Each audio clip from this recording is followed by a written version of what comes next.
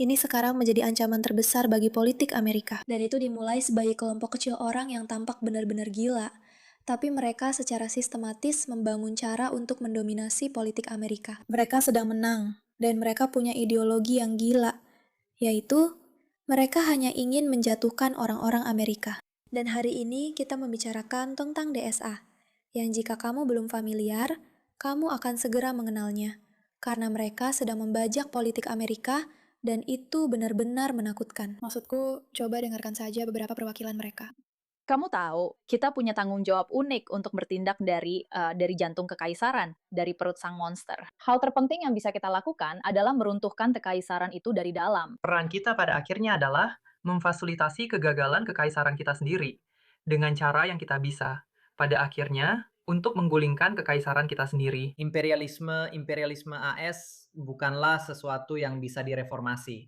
Itu harus digulingkan melalui perjuangan revolusioner. Dan membangun gerakan massa yang dapat menggunakan kekuatan buruh untuk mematikan imperialisme Amerika di sini, di dalam kekaisaran Amerika sendiri.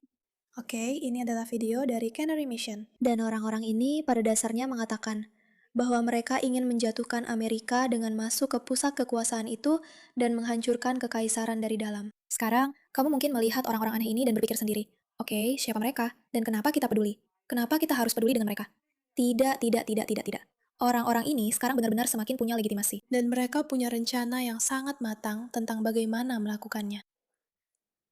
Maksudku, dengarkan saja apa yang dikatakan oleh ketua bersama DSA ini. Ini dijalankan sebagai Demokrat. Kami tampil di surat suara sebagai Partai Demokrat, kami ikut dalam pemilihan pendahuluan. Dan ketika mereka berada di legislatif, mereka menjadi bagian dari kaukus Partai Demokrat. Tapi kami tidak setuju dengan cara para petinggi Partai Demokrat mengatur atau menjalankan perangkat partainya. Jadi, kami mencoba membangun kemandirian dengan berfokus pada gerakan yang dipimpin oleh relawan. Kami berpikir bahwa setiap orang seharusnya bisa mendapatkan pelatihan dan menjadi seseorang yang dapat berpartisipasi dalam proses politik. Dan, Kalau kamu tidak mengerti apa yang baru saja dia katakan, maksudnya tidak, tidak, tidak. Kami sama sekali tidak setuju dengan Partai Demokrat. Kami jauh, jauh lebih kiri dari itu. Tapi kami tetap harus mendapatkan kekuasaan dengan cara tertentu. Jadi kami hanya ikut dalam surat suara mereka dan berharap kami akan terpilih. Dan benar-benar terpilih. Mereka begitu. Sekarang, kita sudah terbiasa dengan hal ini dari para Islamis. Tapi melihat para sosialis komunis ekstrim yang benar-benar gila ini, benar-benar mengatakannya secara terang-terangan. Berarti mereka sudah tidak takut lagi. Itu berarti mereka sudah bertahun-tahun menjalankan rencana yang telah mereka susun sejak awal. Diam saja, ikut, jangan terlalu bergaul. Tapi sekarang mereka secara terbuka mengakui bahwa mereka ingin membajak dan mengambil alih Partai Demokrat. Jadi, kita semua yang selama ini bertanya-tanya, aku benar-benar tidak mengerti, kenapa sayap kiri jadi begitu ekstrim? Sepertinya DSA mungkin ada di balik ini. Tapi, apa sebenarnya yang diyakini oleh DSA? Teman-teman, ini tidak seperti itu. Capek duduk sendirian.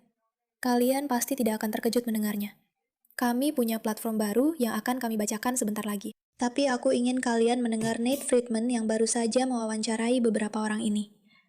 Maksudku, Aku tahu, aku melihat sebuah statistik yang luar biasa untuk kalian. Lebih dari setengah anak muda Amerika sekarang lebih memilih sosialisme daripada kapitalisme. Jadi kalau kamu bisa melihat ke kamera dan memberikan pitch singkat selama 30 detik tentang kenapa sosialisme lebih baik daripada kapitalisme. itu tidak benar ya. Apakah kamu lelah duduk sendirian dan tidak punya siapa-siapa untuk diajak bicara?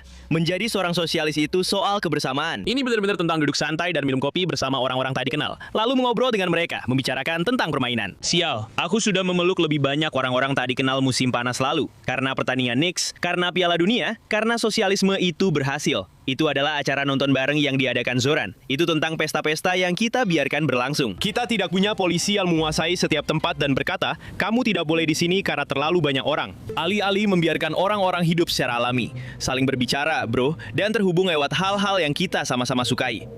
Jadi, itulah sosialisme. Itu bukan kata yang menakutkan. Bukan berarti aku mengambil rumahmu. Ini tentang aku memastikan rumahmu tetap di tanganmu dan bukan diambil oleh seorang jutawan. Hanya itu. Itu sebenarnya bukan definisi sosialisme yang tepat. Tidak, itu sama sekali bukan sosialisme. Tapi itulah kejeniusan DSA. Mereka mengambil orang-orang yang naif, bodoh, dan tidak berpendidikan. Lalu mereka mengemas salah satu ideologi paling berbahaya sepanjang masa seolah-olah, kamu kesepian, jadilah teman kami.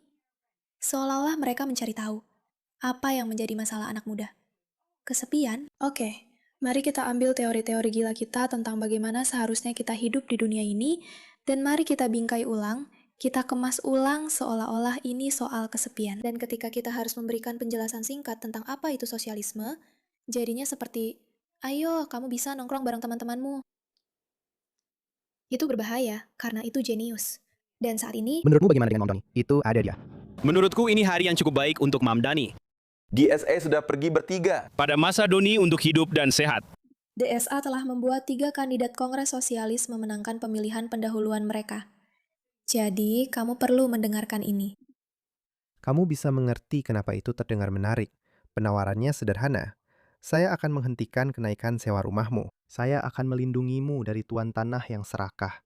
Dan saya akan memastikan kamu tetap tinggal di rumahmu. Namun justru di bawah kepemimpinan sosialis Mam Doni, harga sewa median di kota New York baru saja mencapai rekor tertinggi, hampir $5.300 per bulan.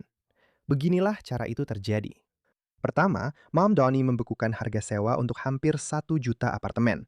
Itu berarti tuan tanah secara hukum dilarang menaikkan harga, bahkan jika ada perbaikan atau pajak yang lebih tinggi. Jadi beberapa tuan tanah tidak mampu merawat apartemen tersebut. Lalu datanglah langkah terakhir. Pemerintah mengambil alih dan mereka menyebutnya perumahan sosial.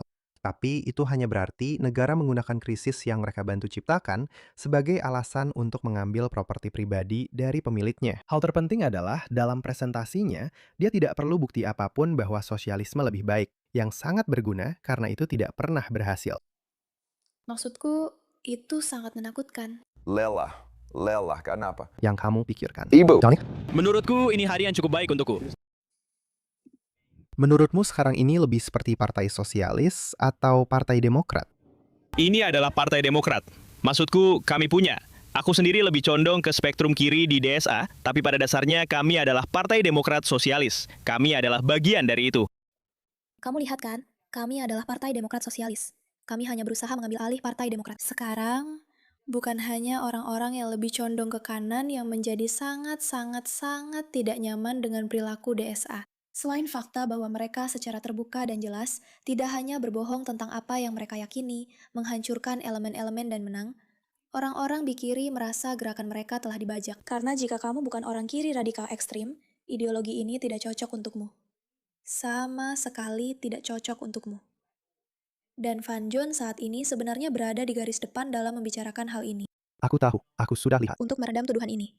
Tujuan kita benar-benar gila. Dengarkan ini. Aku ingin melihat gerakan pemuda melakukan apa yang sedang dilakukan terhadap Trumpisme. Baru-baru ini dia merilis video ini di mana dia membahas bahwa dia merasa tidak nyaman dengan DSA. Kita akan membacanya dengan cepat. Aku lelah diberitahu bahwa untuk menjadi seorang progresif, aku sekarang harus bersumpah setia pada ide-ide gila.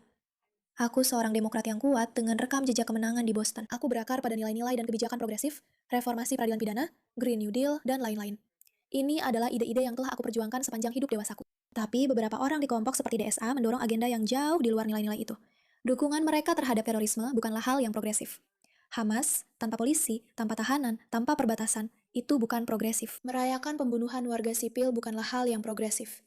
Ide-ide ini justru mundur. Jika tidak ada polisi atau penjara, jika siapapun di lingkunganmu bisa melakukan apa saja yang mereka mau, sementara para politisi mendukung kelompok teroris. Apakah menurutmu itu adalah kemajuan? Tidak. Itu justru langkah mundur. Ini adalah ide-ide yang mundur. Di sisi lain, jika siapapun bisa menemui dokter sebelum mereka sakit, mendapatkan pendidikan gratis yang baik, dan menghirup udara bersih, apakah itu mencerminkan kemajuan? Ya, itu adalah ide-ide progresif. Mereka bukan hal yang sama, dan perbedaannya penting. Jadi, dia membuat seluruh video ini di mana dia membahas perbedaan antara DSA dan apa yang sebenarnya diyakini oleh Demokrat. Dengarkan ini. Ponsel ini terus berdering sepanjang hari. Gubernur dari kedua partai, senator dari kedua partai, Demokrat di DPR menelpon, berterima kasih kepada saya karena telah mengatakan apa yang sebenarnya sudah dibicarakan semua orang di belakang layar, yaitu bahwa hal-hal seperti ini sudah terlalu jauh. Saya adalah seorang Demokrat progresif. Kamu tahu, kamu ingin bicara tentang reformasi penjara. Saya sudah melakukannya, sebaik siapapun Demokrat Republik di Selatan bersama Trump. Saya sudah melakukan reformasi penjara. Saya tidak pernah bilang tidak perlu ada penjara. Lalu, di mana kamu akan menaruh klan? Dengar, saya bukan penggemar berat Van Jones secara pribadi. Meskipun saya pikir beberapa ideologinya benar, tapi ada juga yang salah. Tapi faktanya, orang-orang di kiri sekarang mulai menyadari bahwa DSA benar-benar membajak kelompok mereka. Lihat, ini bahkan tidak berlebihan. Itu memang yang mereka katakan secara jelas, secara eksplisit. Dengarkan Van Jones. Saya sudah menunggu seumur hidup saya untuk melihat gerakan anak muda melakukan apa yang sedang mereka lakukan. Tapi sekarang sedang dibajak oleh orang-orang yang membawa ide-ide gila, mendukung teroris, ide-ide gila yang mengatakan kita tidak butuh polisi dan penjara. Kita tidak bisa mendeportasi siapapun, bahkan jika mereka memperkosa seseorang. Siapa yang mengatakan ini? Chevalier. Jika kita tidak bisa membedakan yang benar dari yang salah, jika kita tidak bisa membedakan yang baik dari yang buruk, jika kita tidak bisa memisahkan ide-ide progresif dari ide-ide regresif menuju Trumpisme, kita akan menempuh jalan yang sama, yang telah membuat Partai Republik menjadi bayangan yang tidak dikenali dari dirinya sendiri. Dan saya menolak membiarkan itu terjadi pada mereka. Dan masalah lainnya. Lihat, dengarkan teman-teman. Ini bukan masalah kecil lagi. Kalian punya orang-orang seperti Maksud saya tujuan kita adalah pembebasan. yang mempromosikan ideologi gila ini.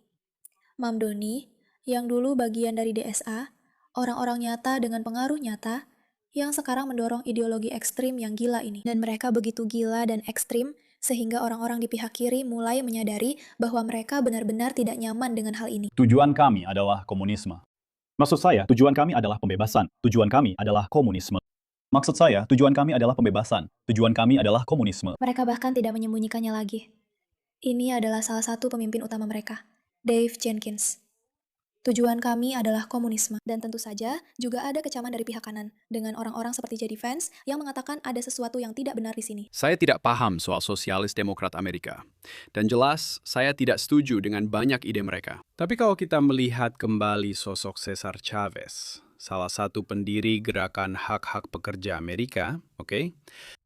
Dia sangat ketat soal pembatasan imigrasi karena dia berpikir bahwa para bos akan membawa imigran berupah rendah untuk bersaing dengan para pekerjanya dan itu akan menurunkan upah mereka. Namun DSA, yang katanya peduli dengan upah pekerja, secara harfiah adalah organisasi yang mendukung perbatasan terbuka. Jadi saya cenderung berpikir bahwa itu semua omong kosong, bahwa mereka sebenarnya menjalankan serangkaian kebijakan yang menguntungkan kepentingan korporasi. Saya Melihat statistik, jauh lebih banyak tentang mereka ingin menghancurkan kelas menengah. Kami bilang bahwa kami akan membaca beberapa hal yang mereka yakini. Dengarkan yang satu ini. Oke, aku baru saja membaca platform baru DSA. Ini dari Brad Palumbo. Ini adalah hal paling utopis, distopis, dan gila yang pernah aku baca. Itu termasuk tidak ada lagi tagihan untuk siapapun. Makanan, perumahan, obat-obatan, transportasi yang dijalankan pemerintah, dan menasionalisasi semua perusahaan besar lainnya serta industri penting. Teman-teman, kalau kalian pernah harus berurusan dengan sesuatu yang diurus pemerintah, kalian pasti tahu betapa gilanya birokrasi itu. Bisa bayangkan, kalau makanan kalian tergantung pada pemerintah. Makananmu, seperti kalau kamu ingin makan, kamu harus membiarkan pemerintah yang mengatur siapa yang harus mendapatkan makanan mereka, bagaimana mereka mendapatkannya, dan siapa yang pantas mendapatkannya dibandingkan yang tidak. Itu benar-benar gila. Mereka ingin membuat konstitusi baru. Mereka ingin mencabut dana Departemen Perang. Mereka menginginkan reparasi untuk perbudakan. Mereka menginginkan aborsi gratis tanpa batas dan perawatan afirmasi gender untuk semua orang, termasuk anak di bawah umur. Membuat pembayar pajak melunasi semua utang mahasiswa dan mendanai pendidikan tinggi gratis tanpa batas untuk semua orang. Mengambil langkah menuju penghapusan total sistem kepolisian dan penjara. Mengakhiri semua deportasi. Memberikan amnesti untuk semua imigran ilegal. Menghapus jabatan presiden, Mahkamah Agung, dan Senat.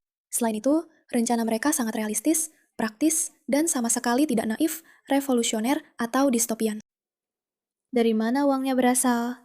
Dan siapa orang-orang yang mengendalikan uang tersebut? Jika pemerintahan ini tidak lagi memiliki konstitusi, tidak memiliki jabatan presiden, Mahkamah Agung, atau Senat, siapa orang-orang yang memberikan makanan dan tempat tinggal? Teman-teman, ini gila dan berbahaya. Tapi mereka semakin diakui karena mereka mencitrakan diri mereka seolah-olah kalau kamu kesepian, ayo gabung bersama kami. Ini perlu diredam. Ini perlu diredam dari pihak kiri, dan ini juga perlu diredam dari pihak kanan. Dan ini tidak akan mengejutkan orang-orang yang sudah mendengarkan penolakan bahwa para Islami sedang berusaha ikut arus DSA secepat mungkin dan membantu mereka berkembang. Karena mereka sadar bahwa dengan ideologi yang gila, kamu bisa masuk, membajak Partai Demokrat, dan menjadikannya milikmu sendiri. Ancaman di sini nyata dan sangat serius. Dan orang-orang harus mulai benar-benar menganggapnya seperti itu.